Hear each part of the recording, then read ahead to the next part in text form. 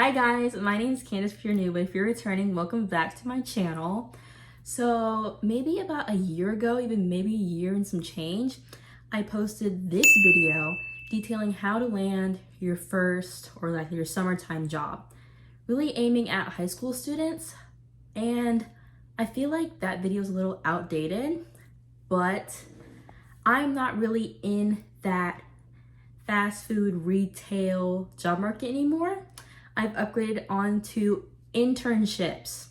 So I'm gonna tell you step-to-step guide on how to learn an internship.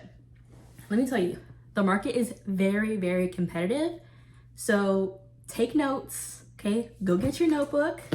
I have my notes here. Go get your notebook and take some notes on what to do to land an internship. And then one right now, my sophomore year.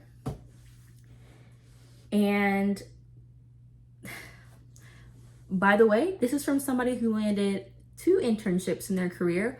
One their freshman year with little to no collegiate experience or leadership. Second one this year right now with included housing, a housing stipend, a 401k, and good pay. And it's hybrid, so I only have to go in the office 3 times a week. So I know what I'm talking about, okay? Let's just get into it. The categories we're gonna break down to, let me flip through my notes really quick. Okay, sections. We have job searching, applying, interviewing, and following up. Okay, that's the process. Number 1, job searching. Literally the least exciting thing. Nobody looks forward to job searching, especially in this market. It's literally apply, deny, or just straight up ghosting, which is so awful. If you're a recruiter, just say they didn't get the role or it's going to somebody else. Just straight up not hearing from somebody. What if I came to work on the first day, you were expecting to see me and I just didn't come? Don't waste my time. Anyways, job searching. First, use all of your platforms and resources. Don't just look on Indeed. You need to be on Indeed, LinkedIn, Handshake, Glassdoor, whatever platform you know of. You need to have an account. You need to have your resume posted, and you need to be saving jobs, looking at descriptions and applying through there. For me personally, I go to Purdue, and so we have a Handshake account, and we have companies on there that are not on Indeed, that are not on LinkedIn, that are looking specifically for Purdue students.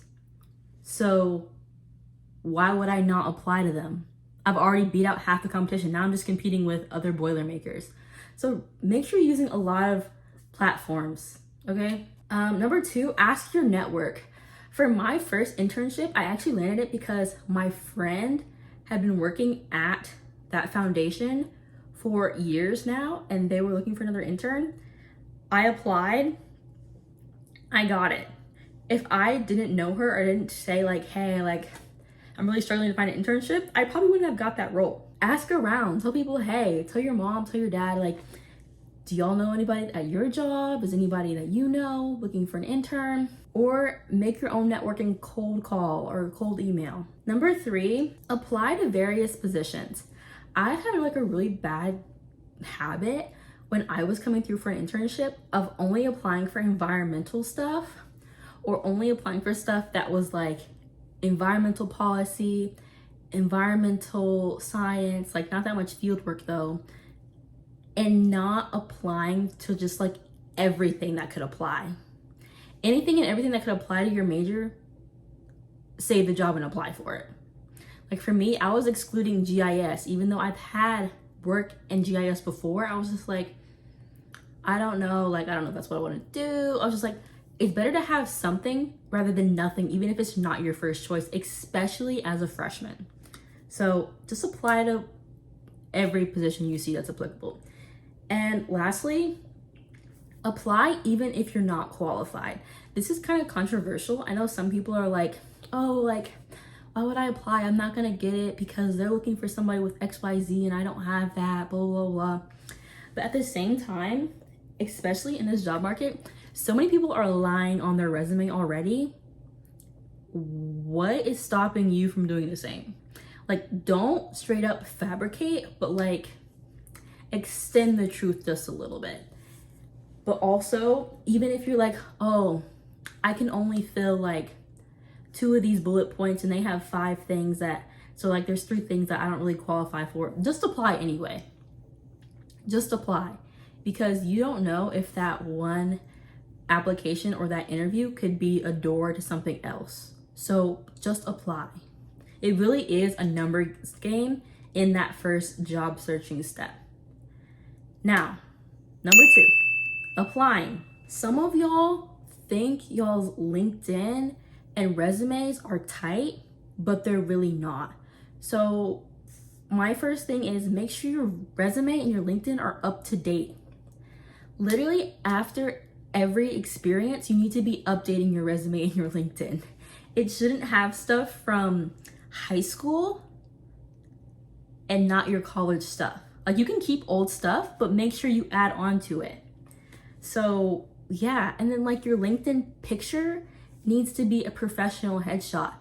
Go to JCPenney, go to the photographer, get 3 headshots for $70 or whatever sale they're running, or get a black or white background and have somebody take your picture with like at least a camera or something, good lighting, something. It should not be a selfie with a t-shirt on. That's not, a recruiter's gonna see that and go, oh, they don't have the corporate wardrobe that we're looking for.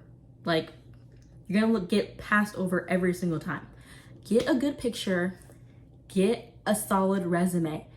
There's no excuse that your resume should be 2 pages as a college student or sloppy as a college student. There's literally AI. There's literally so many resources. What I do is I look up Harvard resumes or like JP Morgan resumes and see how they structure their resume.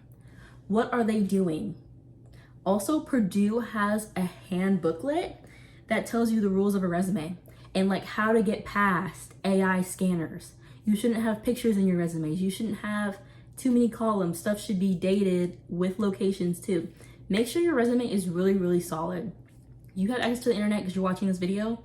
There's no excuse really. So those things need to be solid, LinkedIn and your resume. And that goes to like all your other platforms too, like your Handshake, your Indeed, like whatever it is, make sure it's up to date with all of your experiences, because if not, you're selling yourself short. And why would you want to do that? Number 2 for applying, audit all public social media platforms. So I'll say at this level, I doubt somebody's going to like stalk your account and see like what you're about. Like, you know, if you're like going for like a manager role, big firm, they're like more likely to do that.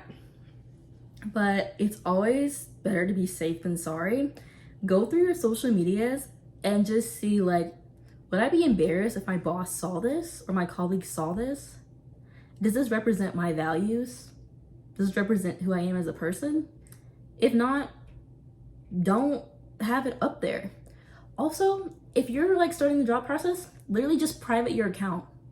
Your friends and your family can still see what you post, but random people can't. So take care of that. Now, 3, interviewing. Apply to 1 million jobs. That's not an exaggeration. You got a call back. You got that email back saying, we would like to schedule a time for an interview. You're pumped, okay?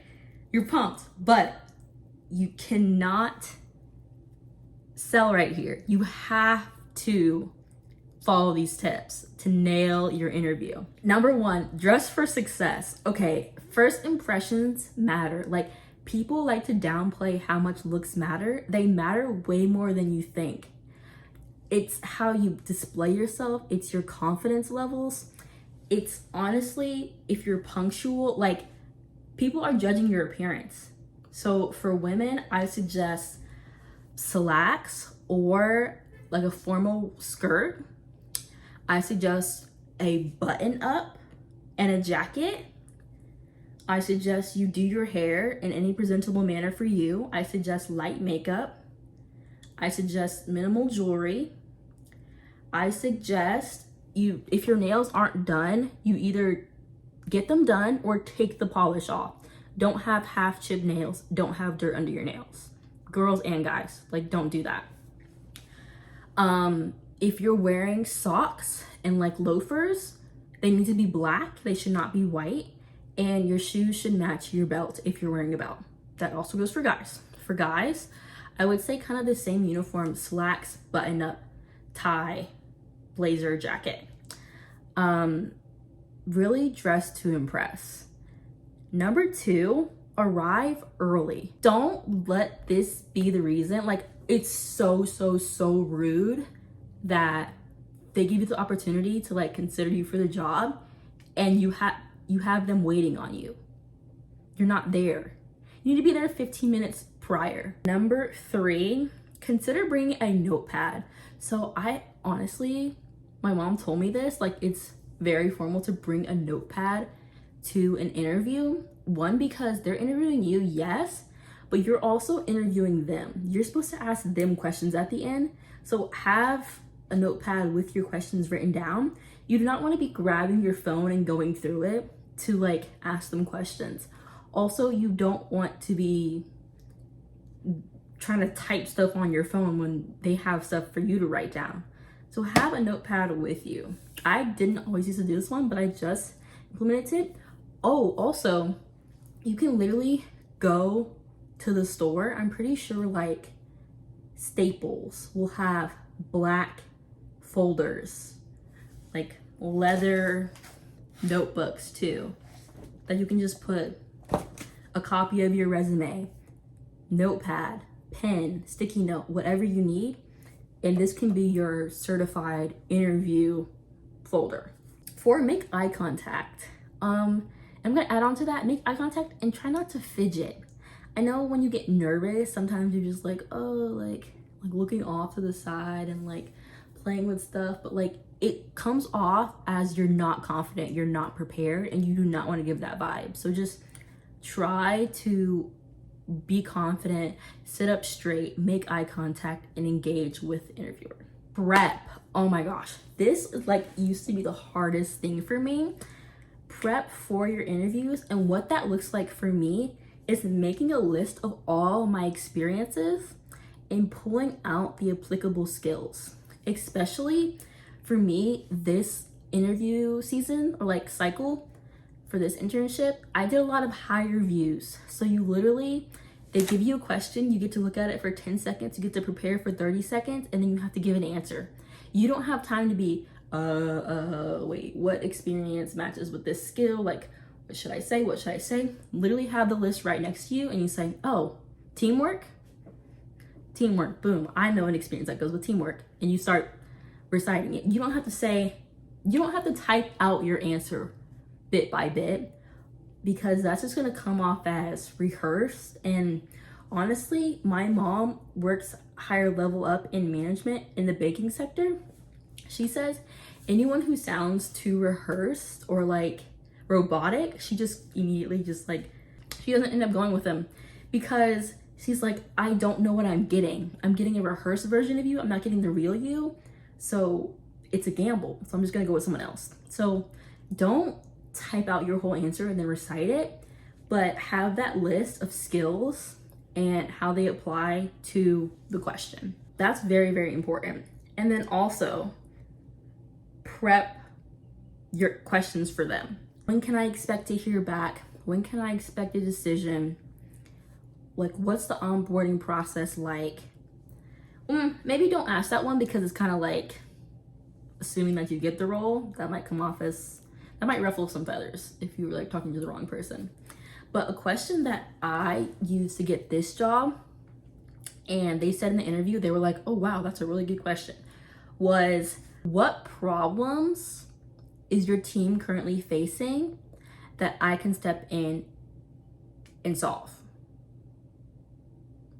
That is the question that got me, wow, that's a really great question. That's what took the conversation from blah to, oh, okay, the ball's in my court now. Ask that question, because it shows you're being proactive. It shows you're here to solve problems and get stuff done. You're not just here to play around.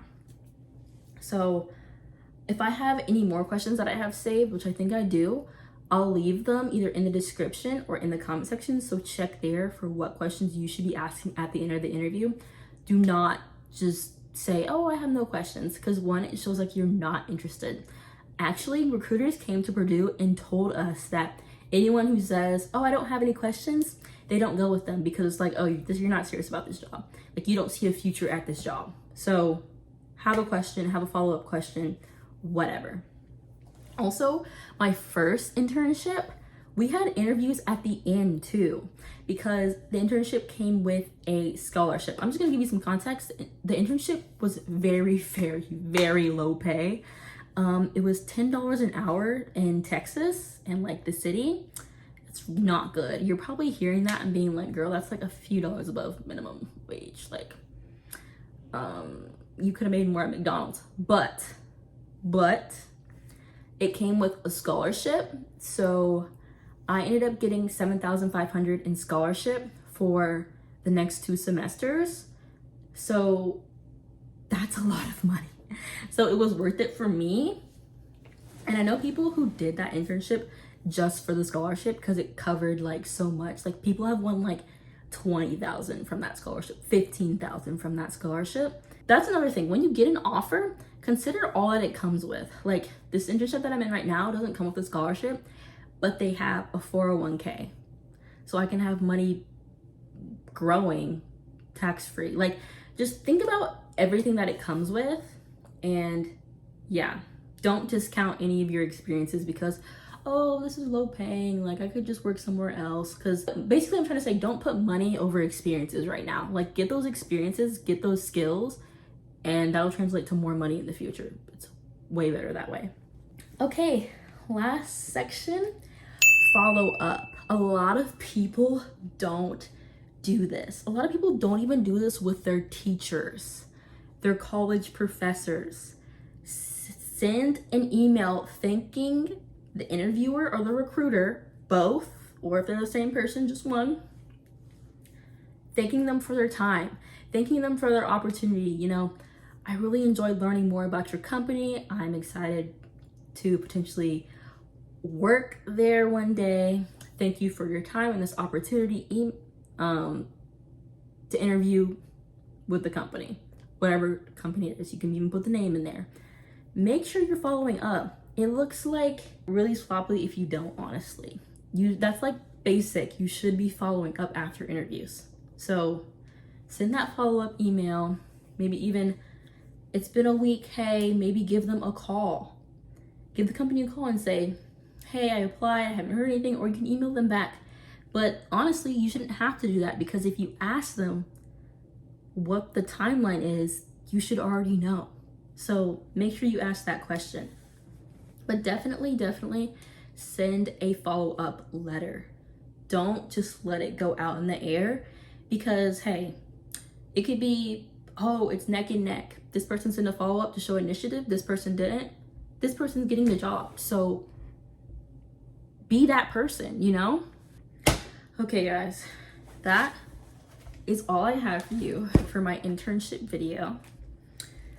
I am so glad you made it to the end, and I'm so glad that you're watching this and, you know, taking control of your life and getting that internship for the next year. I know school is around the corner, so we'll be all going through it, trying to get our internships and everything together. So I'm so glad you watched till the end of this video. Thank you so much.